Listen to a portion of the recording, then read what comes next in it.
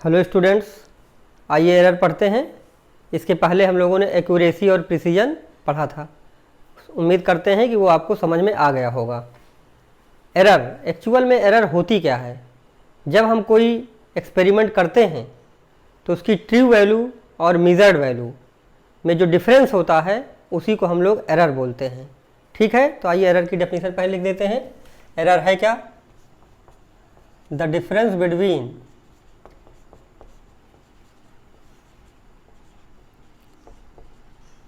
True value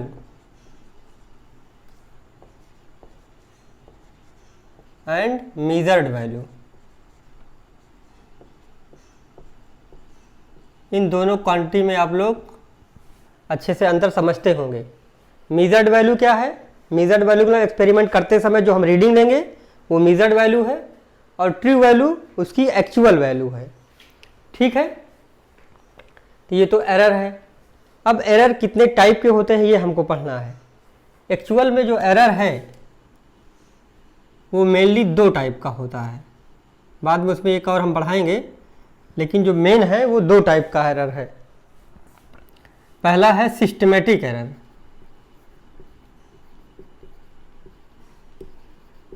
ठीक है,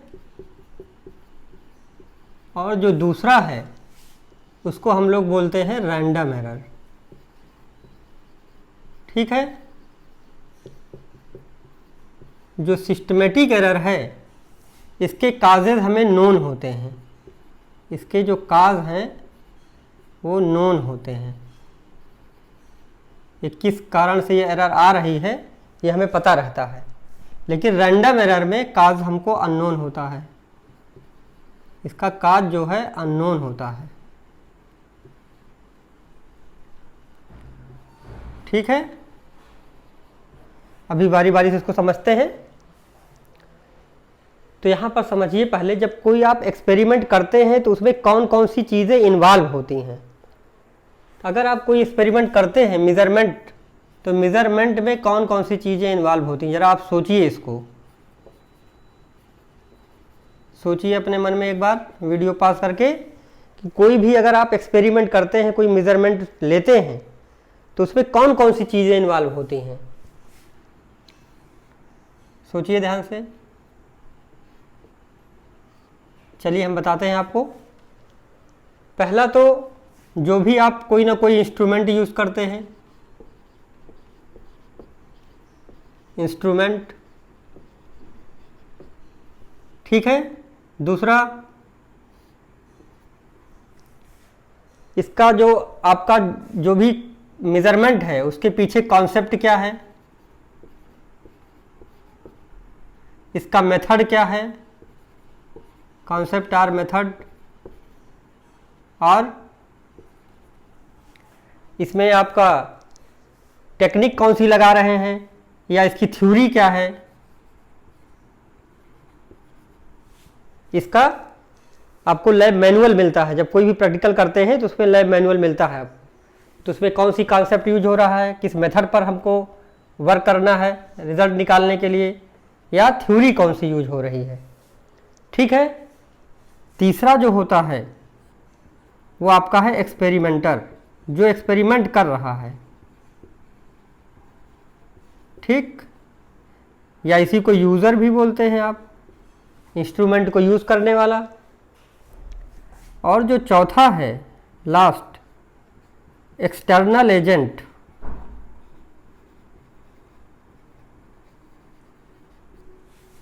ठीक है, तो मेज़रमेंट अगर आप कोई करते हैं तो इंस्ट्रूमेंट होगा, और मेज़रमेंट करने के पीछे जिस भी आप इंस्ट्रूमेंट को यूज़ कर रहे हैं वो कैसे यूज़ करना है, उसका कॉन्सेप्ट है या मेथड है, या उसके पीछे की क्या थ्योरी है।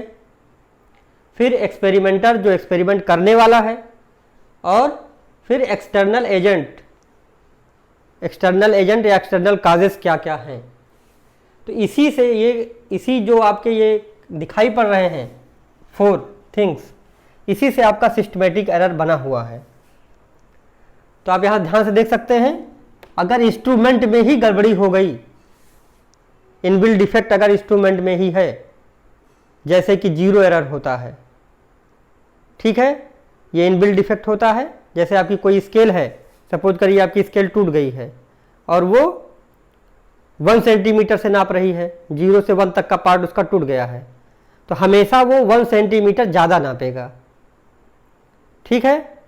ऐसे ही आपका अगर कोई वेइंग मशीन है, आप अपना वेट मेज़र करने जाते हैं और उसकी सुई अगर आगे है, सपोज करिए 1 kg, तो हमेशा वो चाहे जो पर्सन वेट करेगा अपना, उसका 1 kg वेट ज़्यादा मिलेगा। ठीक है। तो यहाँ पर अगर इंस्ट्रूमेंट में ही इनबिल्ट डिफेक्ट है तो आपको इंस्ट्रूमेंटल एरर मिलेगा। तो जो पहला एरर मिलता है आपका सिस्टमेटिक एरर में, उसको बोलते हैं instrumental error. Instrumental error. Actual में जो आपका सिस्टमेटिक एरर है, ये क्या होता है, एक ही डायरेक्शन में चलता है। Systematic error occurs in one direction, इधर पॉजिटिव और नेगेटिव। ये हमेशा एक ही डायरेक्शन में चलता है, या तो पॉजिटिव ही होगा या तो नेगेटिव होगा। जैसे हमने बताया आपको अभी, वेइंग मशीन में है, अगर आपकी उसकी सुई पहले से ही 1 kg सपोज करिए आगे है, तो सबका वेट वो 1 kg आगे बताएगा। अगर वैसे ही 1 kg अगर वो पीछे है, तो सबका वेट वो 1 kg कम बताएगा। तो कहने का मतलब वो सिस्टम से एरर मिलेगा, एक ही डायरेक्शन में एरर मिलेगी, वन साइडेड एरर मिलेगी। ठीक है। और वो इंस्ट्रूमेंट के कारण मिलेगी, तो inbuilt defect of the instrument, तो उसको इंस्ट्रूमेंटल एरर बोलते हैं। कॉन्सेप्ट में अगर गड़बड़ी है या मेथड में गड़बड़ी है, आपके इंस्ट्रूमेंट जो आप यूज़ कर रहे हैं उसका मेथड ही आप गलत यूज़ कर रहे हैं, तो वहाँ पर उसको बोलते हैं इम्परफेक्शन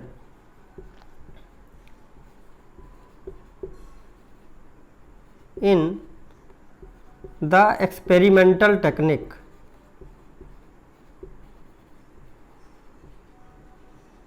ठीक है। आपकी टेक्निक में ही गड़बड़ी हो गई। जैसे सपोज करिए आप फीवर नापते हैं, एक्चुअल में फीवर तो नहीं नापते, टेम्परेचर मेज़र किया जाता है। अगर किसी पर्सन को फीवर है तो आप टेम्परेचर मेज़र करते हैं, तो थर्मामीटर आप अगर अपने बाह के बगल लगाते हैं तो हमेशा वो टेम्परेचर कम बताता है, और अगर जीभ के नीचे लगाएंगे तो एक्चुअल बताता है। तो अगर हमने मेथड ही गलत कर दिया तो जो एरर आएगी उसको बोलेंगे imperfection in the experimental technique, मतलब कि कॉन्सेप्ट ही हमने गलत यूज़ कर दिया। जैसे आप कोई एक्सपेरिमेंट कर रहे हैं, आपको करंट मेज़र करना है, आपने वहाँ वोल्ट मीटर लगा दिया, तो मेथड गलत हो गया।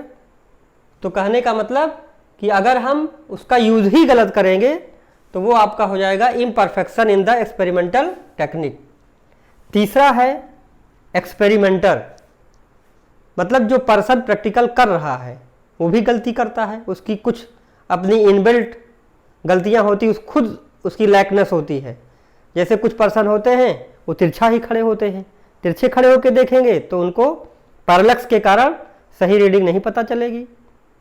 जैसे कुछ लोग हैं अपना वेइंग मशीन पे गए वेट नापने और पता चला 5 kg का वेट ही हाथ में लिए हुए हैं, तो वेट उनका ज़्यादा आएगा। तो कहने का मतलब अपने से ही अगर गलती हो गई तो वो एक्सपेरिमेंटर से खुद गलती हो गई अनजाने में, तो उसको बोलेंगे पर्सनल एरर। तो आपका तीसरा जो एरर है उसको बोलते हैं पर्सनल एरर।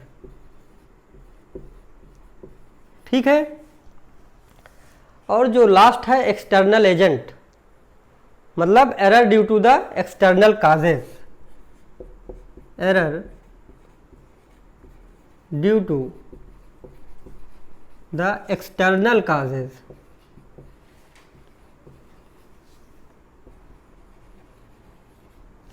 ठीक है। अब एक्सटर्नल काजेस क्या है, एक्सटर्नल एजेंट्स क्या हो सकते हैं, जैसे आपका टेम्परेचर है, प्रेशर है, ठीक है, विंड है। अगर आप कोई प्रैक्टिकल कर रहे हैं, हवा चल रही है, तो वहाँ पर आपकी रीडिंग सही नहीं आएगी।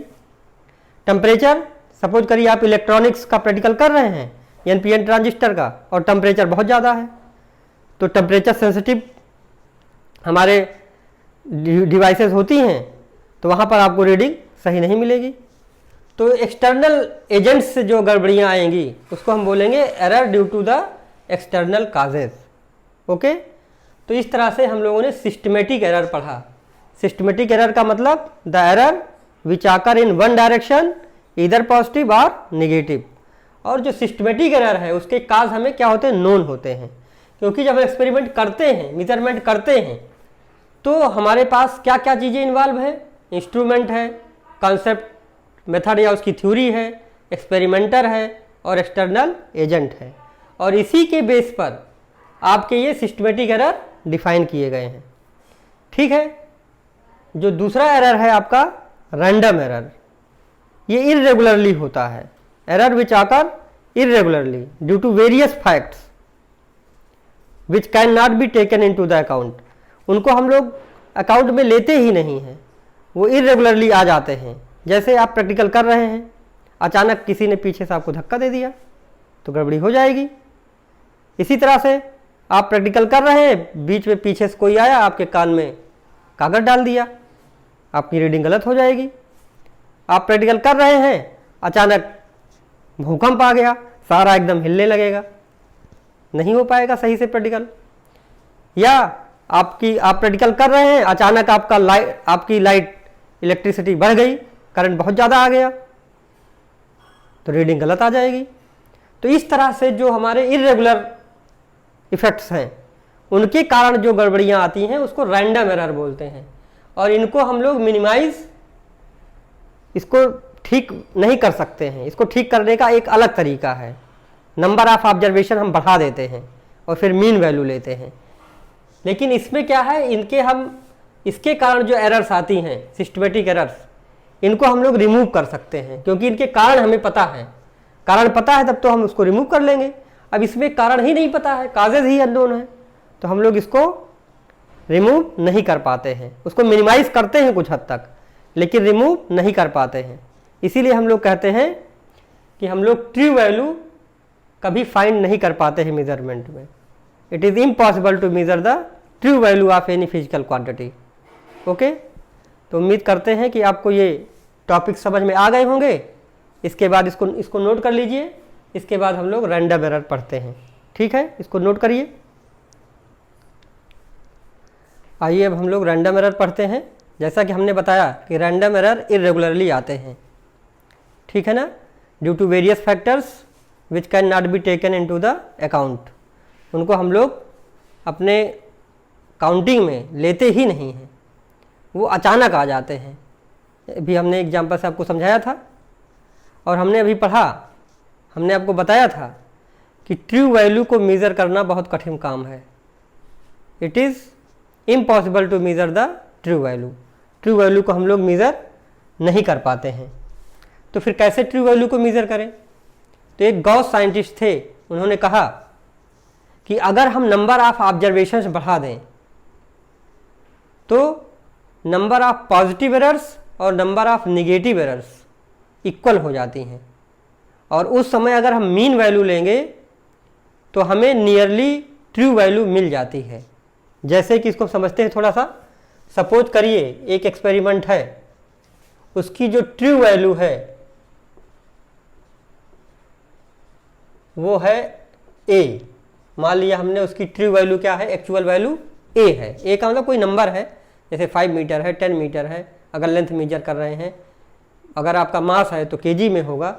तो ए उसकी हमने मान लिया कि ये ट्रू वैल्यू है।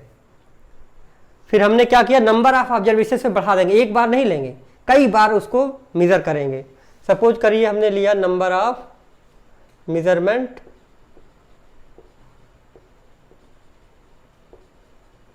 10 टाइम्स हमने लिया,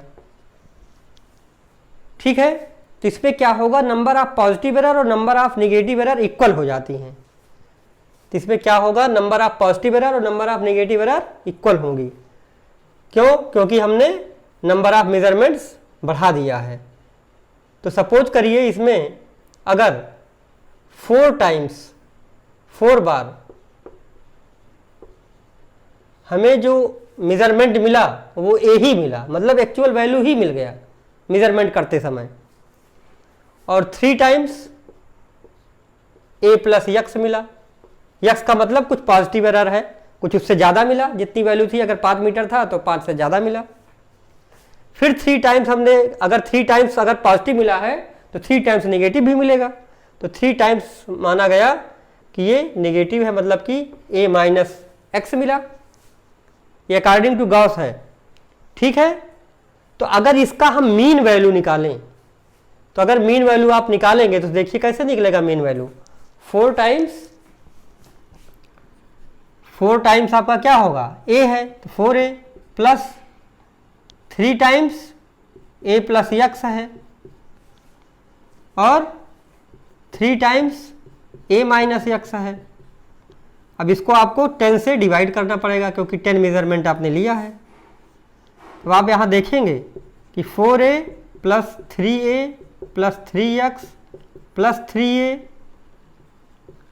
माइनस 3x, और अगर इसको आप 10 से डिवाइड कर देंगे तो यहाँ से देखिए प्लस 3x और माइनस 3x कट जाएगा, और 4a प्लस 3a 7a और प्लस 3a 10a, मतलब 10a अपान 10, और इससे आपको क्या मिल गया, ये a जो कि हमारी क्या थी, ट्रू वैल्यू, ये एक्चुअल वैल्यू हमें मिल गई। तो ये मिली कैसे, हमने क्या किया, इसके लिए नंबर ऑफ ऑब्जर्वेशन बढ़ा दिया और क्या किया, उसका मीन वैल्यू ले लिया।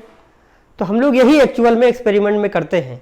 जब आप कोई भी एक्सपेरिमेंट करते हैं तो हम एक रीडिंग नहीं लेते, कई रीडिंग लेते हैं और फिर उसका मीन वैल्यू निकालते हैं, तो तब हम उससे क्या होगा, हम लोग एक्चुअल वैल्यू के करीब पहुंच जाएंगे। ठीक है, तो ये तो तरीका है आपका करने का। अब आइए हम लोग रैंडम एरर में क्या क्या चीज़ें और आपको पढ़नी है, कब जब एक्सपेरिमेंट करेंगे तो कौन कौन सी एरर उसमें आएंगी उसको पढ़ते हैं। ठीक है, इसको नोट कर लीजिए, यहाँ पे डेफिनेशन भी लिखा है, इसको भी नोट कर लेंगे, बताया हमने। आइए आगे देखते हैं। अब इसको हम लोग एक एग्जाम्पल से समझेंगे, एग्जाम्पल से समझने में आपको एकदम आसानी से समझ में आ जाएगा। सपोज करिए हम कोई एक्सपेरिमेंट कर रहे हैं, कोई लेंथ मेजर कर रहे हैं। सपोज करिए if a1 a2 dot an are the measured values, ये क्या है, मेजर्ड वैल्यूज हैं। जब हम एक्सपेरिमेंट किए तो ये हमें वैल्यूज मिली। ठीक है, एक्चुअल वैल्यूज नहीं है बल्कि ये मेजर्ड वैल्यूज हैं। अब हमें क्या करना है, सबसे पहली चीज़ तो हमें मीन वैल्यू निकालनी पड़ेगी या एक्चुअल वैल्यू। तो मीन वैल्यू और एक्चुअल वैल्यू हम लोग कैसे निकालेंगे, तो पहला हमारा पॉइंट है मीन वैल्यू, या इसी को हम लोग क्या कह देंगे, एक्चुअल वैल्यू, या इसी को बोल देंगे ट्रू वैल्यू। ये सारी चीज़ें एक ही हैं। ठीक है, तो कैसे निकालेंगे मीन वैल्यू, इसको हम लोग ए बार या ए मीन से डिनोट करते हैं। फिर लिखेंगे आप a1 plus a2 plus dot dot an upon n। ठीक है, चलिए इसको एक एग्जांपल से भी हम समझते चलते हैं। सपोज करिए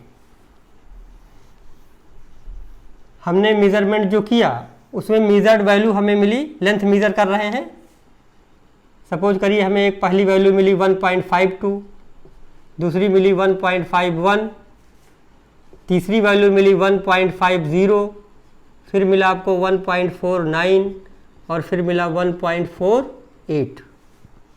5 वैल्यूज हमने लिया है, 1 2 3 4 5। ठीक है, अब अगर आपको इसका ट्रू वैल्यू निकालना है ए बार, तो ए बार कैसे निकालेंगे, ये a1 है आपका, ये a2 है, ये a3 है, ये a4 है और ये a5 है। जो मेजर्ड वैल्यू आई, हमने एक्सपेरिमेंट किया किसी लेंथ को मेजर करने का, किसी आपका कोई ऑब्जेक्ट है इसको मेजर करना है इसकी लेंथ, तो एक पहली बार मेजर किया तो 1.52 आया, दूसरी बार किया 1.51 आया, इसी तरह से सोआन 1.48 आया।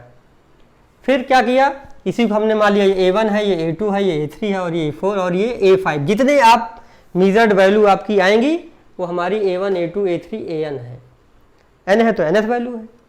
अब अगर इसका आपको मीन वैल्यू निकालना है तो कैसे निकालेंगे, a bar equal to a1 plus a2 plus a3 plus A4 plus A5 upon 5, इसको कर दीजिएगा। ए बार आपका आ जाएगा 1.52 प्लस 1.51 प्लस 1.50 प्लस 1.49 प्लस 1.48 अपान 5। ठीक है, इसको 5 से डिवाइड करेंगे तो क्या आ जाएगा, ये 1.50 ही आ जाएगा। ठीक है, 8 8 ठीक है, आपका ये 1.50 आ जाएगा। करके देख लीजिएगा। वैसे भी आप देखिए ऐड करेंगे तो क्या होगा, यहाँ 8 है, 8 9 17 1 18 2 20 आ जाएगा, ये नियर अबाउट 1.50 आ जाएगा। आगे देखिए अब आगे आपका जो दूसरा पॉइंट है, इसमें पहला तो था आपका मीन वैल्यू, अब दूसरा है एब्सोल्यूट एरर।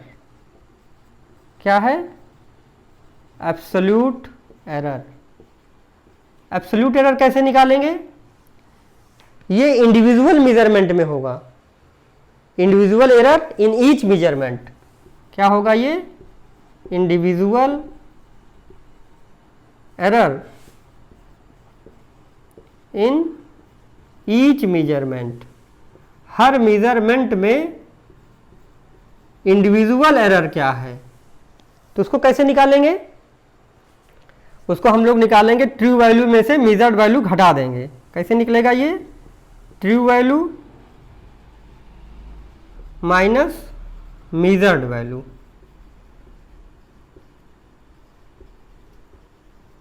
ट्रू वैल्यू में से मेजर्ड वैल्यू हम लोग घटा देंगे, तो कैसे निकलेगा, अब ध्यान से देखिए यहाँ पर। अब इसको हम लोग डेल्टा से दिखाते हैं। जैसे यहाँ पर अगर हमने लिखा पहला, तो delta A1 equal to A bar minus A1, इसी तरह डेल्टा A2 तो A बार माइनस A2, इसी तरह हम निकाल लेंगे delta AN A bar minus AN। तो जो आपकी मीन वैल्यू है उसमें से मेजर्ड वैल्यू घटा देंगे या मेजर्ड में से ट्रू घटा देंगे, दोनों से बात एक ही है, कोई दिक्कत नहीं आने वाली है।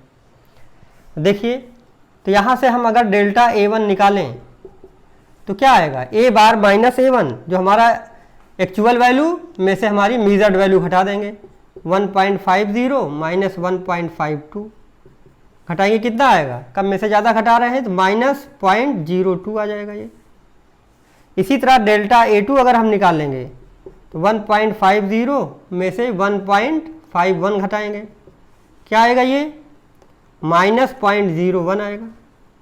इसी तरह डेल्टा A3 में से, डेल्टा A3 आपको निकालना है, तो 1.50 में से क्या घटाएंगे, 1.50, A3 की वैल्यू 1.50 ही है, ये 0.00 आ जाएगा। डेल्टा A4 निकालेंगे तो क्या आएगा, 1.50 माइनस 1.49, ये क्या आ जाएगा, 0.01। ठीक है, इसी तरह डेल्टा A5 जब आप निकालेंगे तो क्या आ जाएगा, 1.50 माइनस 1.48 और ये आ जाएगा 0.02। ठीक है, ये चीज़ आपकी आ जाएगी। ओके, इसको नोट कर लीजिए, फिर आगे बताते हैं आपको, जल्दी नोट करिए। तो इस तरह से हमने एब्सोल्यूट एरर निकाल लिया, मतलब एरर इन ईच मेजरमेंट। ठीक है, ओके, इसको मिटाते हैं अब इधर। अब हम लोग निकालेंगे, इसी का एवरेज निकाल लेंगे, तो आपको मिल जाएगा मीन एब्सोल्यूट एरर। क्या मिलेगा, मीन एब्सोल्यूट एरर। चलिए यहाँ लिखते हैं, मीन एब्सोल्यूट एरर। तो मीन एब्सोल्यूट एरर कैसे मिलेगा, mean of the absolute errors. कहने का मतलब उसको हम लिखेंगे delta A bar equal to delta A1 plus delta A2 plus delta AN upon N। लेकिन ये हम यहाँ ध्यान रखेंगे कि इसकी सबकी पॉजिटिव वैल्यू लेंगे। क्या करेंगे, पॉजिटिव वैल्यू लेंगे। जो निगेटिव आई हैं उनको भी हम लोग पॉजिटिव मानकर जोड़ेंगे। ठीक है, जैसे अगर यहाँ पर अगर आपको डेल्टा ए बार निकालना है, चलिए एग्जाम्पल के लिए यहाँ समझ लेते हैं, तो डेल्टा ए बार कितना आएगा। अब यहाँ से इसको सब जोड़िए, तो वहाँ माइनस है तो इसको प्लस ही लेंगे, तो 0.02 प्लस 0.01 प्लस 0.00 प्लस 0.01 प्लस 0.02। अब इसको क्या करना है, 5 से डिवाइड करेंगे, 5 आपके ऑब्जर्वेशंस हैं, 1 2 3 4 5, तो 5 से डिवाइड कर देंगे। इसको डिवाइड करेंगे तो डेल्टा ए बार की वैल्यू क्या आएगी, अपने आप निकालिए ज़रा, देखिए 21346 मतलब 0.06/5। इसको सॉल्व करेंगे तो 0.012। ठीक है, ये आ जाएगा। ये सब मीटर में है, लेंथ आप मेजर कर रहे हैं, तो 0.012 ये आपका क्या आ गया, मीन एब्सोल्यूट एरर। ठीक है, अब यहाँ तक बात आपको समझ में आ गई होगी। अब इसके बाद नेक्स्ट हम लोग करते हैं, इसे इधर मिटा देते हैं। अब आइए, अब आप निकालिए रिलेटिव एरर। 2 एरर और बची है, रिलेटिव एरर और परसेंटेज एरर। तो रिलेटिव एरर क्या करेंगे, कैसे निकालेंगे, next relative error. Relative error निकालने के लिए इसको हम लोग डेल्टा ए से दिखाएंगे। इसको इस तरह डेल्टा बनाएंगे ए। अब कैसे निकालेंगे इसको, आपका जो मीन एब्सोल्यूट एरर आया है इसी को डिवाइड कर देंगे मीन वैल्यू से, delta A bar upon delta A, delta A bar upon A bar, mean value से इसको डिवाइड करेंगे। ठीक है, तो आ जाएगा आपका रिलेटिव एरर। इसी को फ्रैक्शनल एरर भी बोलते हैं। क्या बोलते हैं, फ्रैक्शनल एरर। इसी को आप लिख लीजिएगा, इसी को फ्रैक्शनल एरर भी बोला जाता है, फ्रैक्शनल एरर। रिलेटिव एरर ही फ्रैक्शनल एरर भी है। तो डेल्टा ए कैसे निकालेंगे, मतलब कि रिलेटिव एरर जो आपका मीन एब्सोल्यूट एरर आया है उसको मीन वैल्यू से डिवाइड कर देंगे। चलिए इस एग्जांपल के लिए क्या हो जाएगा, तो मीन एब्सोल्यूट एरर आपका क्या आया है 0.012, तो यहाँ आपका आ जाएगा ये रिलेटिव एरर 0.012 अपान, और जो मीन वैल्यू आपकी आई थी वो कितनी आई थी 1.50। अगर आप इसको सॉल्व करेंगे, सॉल्व कर लीजिए कितना आएगा, ज़रा ध्यान से देखिए। इसको अगर आप सॉल्व करेंगे तो आ जाएगा, इसको सपोज करिए आप 12 लिखते हैं तो 1 2 3, इसको अगर आप 12 लिखेंगे तो इंटू आपको बढ़ा रहे हैं -10⁻³ लिखना पड़ेगा। ठीक है, 1 2 3, और यहाँ से अगर डेसिमल आप हटाएंगे तो 150 इंटू, ये भी बढ़ा रहे हैं आप 10⁻² लिखना पड़ेगा। ठीक है, यहाँ पर 10 ऑलरेडी है, और इसको आप 120 बना लीजिए। इसको अगर आप 120 बनाएंगे तो ये आपका हो जाएगा 10⁻²। इसको आप 120 बनाएंगे तो 10 से मल्टीप्लाई करेंगे, 10 से डिवाइड करेंगे, 10⁻⁴ हो जाएगा ये। ठीक है, और अपान, ठीक है 120 हो गया। अब इसको अगर आप 15 बना लीजिए, क्या बना लें 15, तो 15 बनाएंगे तो इसको आपको 10 से मल्टीप्लाई करना पड़ेगा, तो 10⁻1 और इंटू 10⁻², ये आ जाएगा -2 + 1 -1 आ जाएगा। तो इस तरह से अगर आप इसको सॉल्व करते हैं तो ये आपका आ जाएगा रिलेटिव एरर। ये देखिए यहाँ से कट गया, ये 8 आ जाएगा इंटू 10⁻⁻⁴, और ये +1 हो जाएगा, मतलब 8 इंटू 10⁻³ कहने का मतलब ये क्या आ गया, डेल्टा ए। ये आपका आ गया डेल्टा ए या रिलेटिव एरर कितनी आ गई 0.008। ठीक है, 8/1000 आ जाएगा। ठीक है, तो 0.008 मीटर, ये आपका आ गया रिलेटिव एरर। आपको बात समझ में आ गई होगी। अब इसके बाद आपका नेक्स्ट बचा है परसेंटेज एरर, उसको भी समझ लीजिए तुरंत। यहीं पर इसको इधर मिटाते हैं।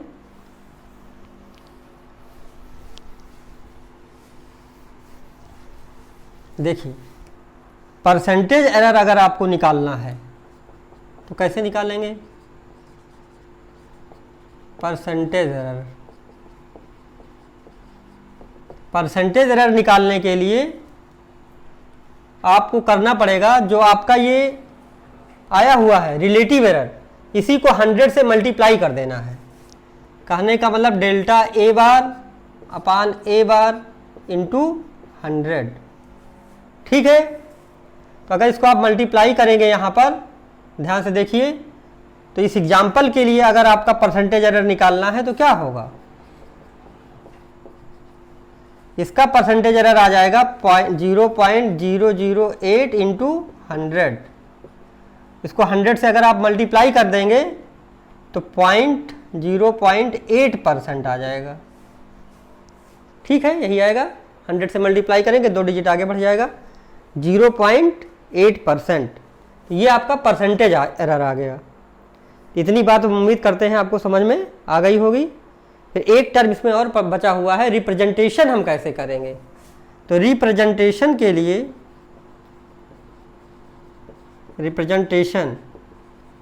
रिप्रेजेंटेशन करने के लिए आपको 2 तरीके हैं लिखने के। एक तो पहले तो आप लिखेंगे मीन वैल्यू और प्लस माइनस आप लिखेंगे मीन एब्सोल्यूट एरर। तो इसको अगर आप इस तरह लिखेंगे तो मीन वैल्यू आपकी आई थी 1.50 और मीन एब्सोल्यूट एरर कितना आया था? मीन एब्सोल्यूट एरर देखिए, mean absolute error delta A बार ये आपका 0.012 था, 0.012। ये आपका इस तरह से आप एक तो इसको लिख सकते हैं। दूसरा, यहाँ पर इसको करके इसकी यूनिट लिख देंगे। अगर जैसे आपको लिखना है तो ये मीटर हो जाएगा। इसी तरह से आप दूसरा तरीका है, मीन वैल्यू के साथ परसेंटेज एरर लिख दें। तो परसेंटेज एरर हमने कैसे निकाला था? Delta A bar upon A bar into 100। तो इसको लिखने का क्या तरीका है? ए बार कितना है? 1.50 और प्लस माइनस आपने परसेंटेज एरर अभी निकाला, कितना है परसेंटेज एरर? 0.8%। तो यहाँ लिख देंगे 0.8%, ठीक है। ये आपका रिजल्ट आ गया।